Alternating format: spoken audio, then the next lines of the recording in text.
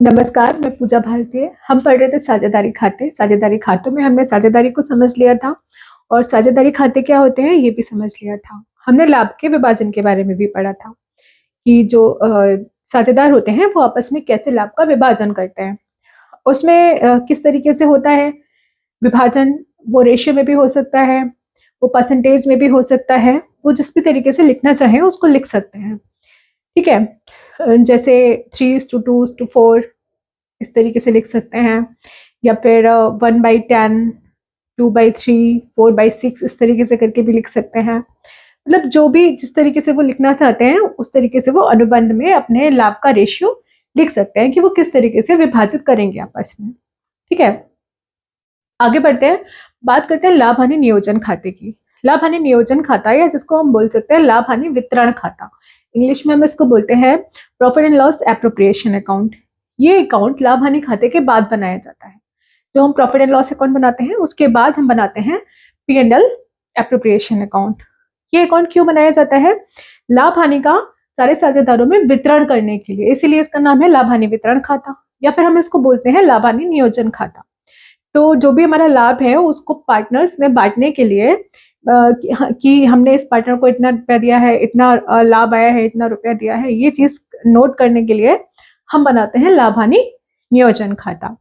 ठीक है, तो लाभ हानि के बाद ही बनाया जाता है लाभ हानि खाते के बाद में।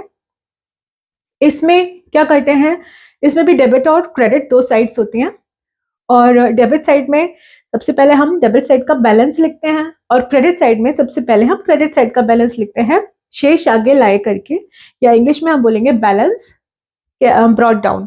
और वही रूल रहेगा, हम डेबिट साइड में 2 करके लिखेंगे और क्रेडिट साइड में बाई करके लिखेंगे। इसमें जो भी हमारी लाभ हानि से संबंधित चीजें होती हैं उन पे इफेक्ट डालने वाली चीजें होती हैं, जैसे पूंजी पर ब्याज हो गया, वेतन हो गया, कमीशन हो गया, ऋण पर ब्याज हो गया, ये सारी की सारी हम लिखते हैं डेबिट साइड में। ठीक है, और क्रेडिट साइड में क्या आता है, हमारे ड्राइंग्स और ड्राइंग्स पर इंटरेस्ट। ठीक है, तो किस तरीके से बनता है उसका प्रारूप हम बना लेते हैं और समझ लेते हैं लाभ हानि नियोजन खाते। तो लाभ हानि नियोजन खाते का मैंने प्रारूप बनाया है और उससे पहले थोड़ा सा हम लाभ हानि नियोजन खाते को एक बार फिर से समझ लेते हैं। लाभ हानि नियोजन या फिर वितरण खाता जिसको हम इंग्लिश में बोलते हैं P and L appropriation account, ये क्या होता है मैंने आपको बताया लाभ हानि खाते के बाद बनाया जाता है। तो जो एकल व्यापार होता है ना, उसमें क्या करता है व्यापारी, जो भी उसका प्रॉफिट होता है वो सीधे ही अपने कैपिटल अकाउंट में ट्रांसफर कर लेता है। लेकिन जो साझेदारी खाते होते हैं उसमें क्या करते हैं, वो पी एंड एल अकाउंट को दो भागों में बांट लेते हैं। साझेदारी में लाभ हानि खाते को प्राय दो भागों में विभाजित कर दिया जाता है। कौन कौन से? लाभ हानि खाता और लाभ हानि नियोजन खाता या वितरण खाता। और जो लाभ हानि वितरण खाता या नियोजन खाता है ये बनता है लाभ हानि के बाद में हमेशा ही। ठीक है, पहले लाभ हानि खाता बनेगा, इससे हमें पता चल जाएगा कि हमारे कितना लाभ है, कितना हानि आ रही है, फिर तभी तो उसको वितरण करेंगे हम अपने पार्टनर्स में, है ना। तो उसके बाद हम बनाते हैं लाभ हानि नियोजन खाता या फिर लाभ हानि वितरण खाता, या इंग्लिश में हम इसको बोलेंगे P and L appropriation account. ठीक है, सेकेंड पॉइंट क्या नोट करा है मैंने, साझेदारों के पारस्परिक अधिकारों के समायोजन के पश्चात, यानी कि जो उनके आपसी निर्णय हुए हैं जिसमें कि उनके अधिकार कौन कौन से हैं, क्या क्या चीजें उनको मिलनी है, वो सारी हो जाने के बाद जो शुद्ध लाभ या फिर शुद्ध हानि आती है पश्चात वितरण योग्य शुद्ध लाभ अथवा शुद्ध हानि को, जो भी वितरण योग्य शुद्ध हानि या शुद्ध लाभ आता है वो साझेदारों के निश्चित लाभ हानि विभाजन के अनुपात में उनके कहा, उनके पूंजी खातों या फिर चालू खातों में स्थानांतरित कर दी जाती है। पूंजी खातों में हमें स्थानांतरित कब करेंगे? जब हमने परिवर्तनशील पूंजी विधि अपनाई होगी, है ना, उसके अकॉर्डिंग हमने इनके पूंजी खाते रखे होंगे। या फिर हमने अगर स्थायी पूंजी विधि के अनुसार रखा है तो हम क्या करेंगे, चालू खाते में ट्रांसफर करेंगे। ठीक है, क्योंकि वहां पे हमने पूंजी खाता और चालू खाता दोनों बनाए होंगे। ठीक, तो ये चीज आई थिंक क्लियर हुई होगी। नेक्स्ट हम आगे बढ़ते हैं, इसका प्रारूप क्या है लाभ हानि नियोजन खाता। बाकी देखो जितने भी खाते हमने पढ़े उन्हीं के अकॉर्डिंग बन रहा है, उन्हीं के जैसा ही बन रहा है। इसमें भी 4 खाने हैं, पहला पर्टिकुलर्स का, फिर अमाउंट का, फिर पर्टिकुलर्स का, फिर अमाउंट का। सबसे पहले हम लिखते हैं लाभ हानि नियोजन खाता और जिस भी वर्ष का ये होता है उस वर्ष को हम नीचे लिख देते हैं, ऐसे इंग्लिश में P and L appropriation account, और जिस भी वर्ष का है उसको हमने उसके नीचे लिख दिया for the year ended. Hindi में लिखेंगे तो को समाप्त होने वाला वर्ष। ठीक है, अब सबसे पहले पर्टिकुलर्स हमने लिखा है, पर्टिकुलर्स में हम क्या डेबिट साइड में क्या लिखते हैं 2, और क्रेडिट साइड में हम क्या लिखते हैं बाई, तो हमने यहाँ पर भी 2 और बाई का यूज करा है। सबसे पहले हम क्या लिखते हैं डेबिट साइड में 2 बैलेंस ब्रॉट डाउन, यहाँ पर जो भी बैलेंस आता है वो हमारा क्या होता है लॉस होता है, लॉस का जो बैलेंस होगा वो यहाँ पर आएगा, और अगर हमारे प्रॉफिट का बैलेंस है तो वो कहाँ आएगा हमारे क्रेडिट साइड में बाई बैलेंस ब्रॉट डाउन करके, ठीक है।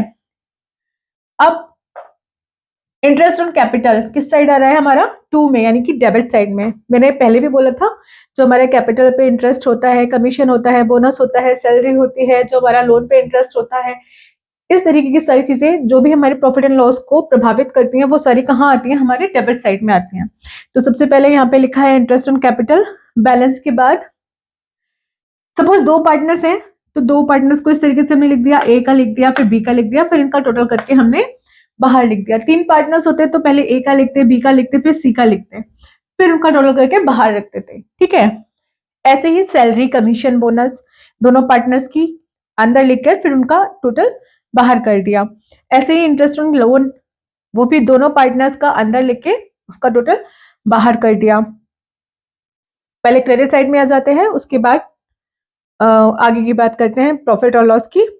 तो इसमें बैलेंस के बाद क्या आता है ड्राइंग्स, जो कि गुड्स में होती है, ठीक है। तो पार्टनर्स के नाम लिख के उनके आगे उनकी ड्राइंग्स जो भी उन्होंने निकाली होगी वो लिखते हैं, और यहाँ पे उसका क्या कर देते हैं टोटल कर देते हैं बाई इंटरेस्ट ऑन ड्राइंग्स। जो ड्राइंग्स उन्होंने निकाली उस पर जो इंटरेस्ट होगा वो भी हमारा बाई में आता है, दोनों पार्टनर्स का लिखकर उसका बाहर योग कर दिया।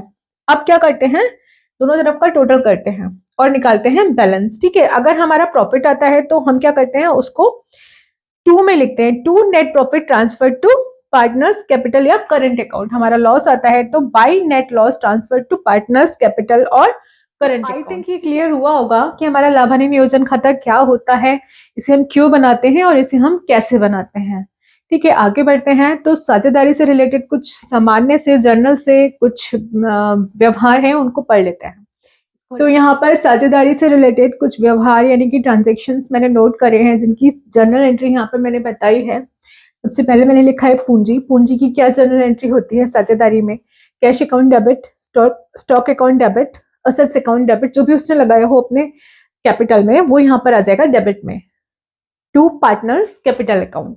ये वही एंट्री है जो हम हमेशा से करते आ रहे हैं, कुछ भी चेंज नहीं है, ठीक है। तो हिंदी में हम इसको लिखेंगे तो रोकड़ खाता ऋणी, स्कंद खाता ऋणी, संपत्ति खाता ऋणी साझेदार के पूंजी खाते का। नेक्स्ट है पूंजी पर ब्याज। पूंजी पर ब्याज की क्या प्रविष्टि होती है, क्या एंट्री होती है, interest on capital account debit to partners capital account. हम यही एंट्री करते हैं, बस इसमें पार्टनर्स और लग गया क्योंकि हम पार्टनर्स के बारे में बात कर रहे हैं। हिंदी में हम लिखेंगे तो पूंजी पर ब्याज खाता ऋणी साझेदार के पूंजी खाते का। नेक्स्ट हमारी पूंजी पर ब्याज को लाभ हानि वितरण खाते में अंतरित किया। लाभ हानि खाते वितरण खाते में जब हम इसको अंतरित करते हैं तो इसकी एंट्री क्या बनती है, P&L appropriation account debit to interest on capital account. तो कोई याद करो अभी थोड़ी देर पहले हमने जो लाभ हानि नियोजन खाता पढ़ा है उसमें डेबिट साइड में क्या डाला था, to interest on capital account debit side में डाला था ना, उसके अकॉर्डिंग इसकी एंट्री क्या बन रही थी, उसको हम क्या कर रहे थे डेबिट साइड में लिखा था ना, 2 में लिख रहे थे, है ना। तो हम डेबिट साइड में लिख रहे होते हैं वो जनरल एंट्री में क्या हो रहा होता है हमारा क्रेडिट हो रहा होता है, बता चुके हैं ना हम पहले भी। तो हमारा क्रेडिट क्या हो रहा है इंटरेस्ट ऑन कैपिटल, किससे हो रहा है, कौन से अकाउंट में हम लिख रहे हैं P&L एप्रोप्रिएशन अकाउंट में। तो हमारा डेबिट क्या हो रहा है P&L appropriation account, general entry में हम लिख रहे हैं, तो ठीक है। तो P&L appropriation account debit to interest on capital account. Hindi में हम लिखेंगे तो लाभ हानि नियोजन खाता ऋणी पूंजी पर ब्याज खाते का, ठीक है। नेक्स्ट है हमारी साझेदार का आहरण।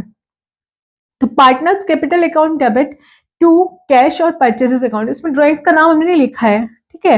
हमारी एंट्री क्या बन रही है, partners capital account debit to cash या परचेजेस अकाउंट। हिंदी में लिखेंगे तो साझेदार का पूंजी खाता ऋणी रोकड़ या क्रय खाते का। नेक्स्ट है हमारा आहरण पर ब्याज। अगर इस आहरण के ऊपर ब्याज लगता है तो उसकी क्या एंट्री करी जाएगी, partners capital account debit to interest on drawings account. साझेदार का पूंजी खाता ऋणी आहरण पर ब्याज खाते का, ठीक। नेक्स्ट है हमारी आहरण पर ब्याज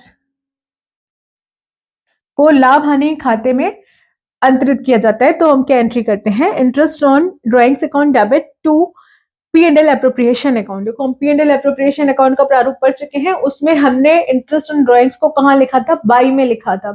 जो चीज वहां बाई यानी कि क्रेडिट में आ रही है वो जनरल एंट्री में क्या हो रही होगी, डेबिट हो रही होगी। तो हमने डेबिट में क्या लिखा है, इंटरेस्ट ऑन ड्राइंग्स अकाउंट।